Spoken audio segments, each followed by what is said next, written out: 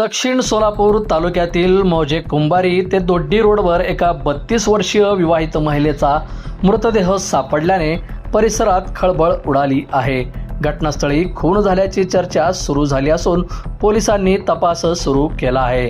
भाग्यश्री नानासाहेब गायकवाड वय वर्ष 32 राहणार रेणुका नगरी जुळे सोलापूर यांचा मृतदेह दिनांक 17 ऑगस्ट 2026 रोजी मौजे कुंभारी ते दोड्डी जाणाऱ्या रोडच्या बाजूला दगडू राठोड यांच्या शेताजवळ सापडला।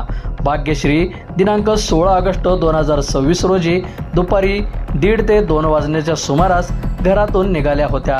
त्यानंतर त्यांचा मृतदेह शहराच्या बाहेर कुंभारी दोड्डी रस्त्यावर सापडल्याने नातेवाईकांना मोठा धक्का बसला आहे। घटनास्थळी त्यांची दुचाकीही सापडली। भाग्यश्री यांचे पती ड्रायव्हिंगचा व्यवसाय करतात, ते दुसऱ्या गावात ड्रायव्हिंगसाठी गेले होते। त्यांच्या पश्चात एक मुलगा, एक मुलगी आणि पती असा परिवार आहे। घटनेची माहिती मिळताच पोलिसांना कळवण्यात आले। वळसंग पोलीस ठाण्याचे पोलीस तात्काळ घटनास्थळी दाखल झाले। मृतदेह शवविच्छेदनासाठी सोलापुरातील शासकीय रुग्णालयात पाठवण्यात आला। भाग्यश्री त्या ठिकाणी कशासाठी गेल्या होत्या, हा अपघात आहे की घातपात, याबाबत पोलिसांकडून सध्या तपास सुरू आहे।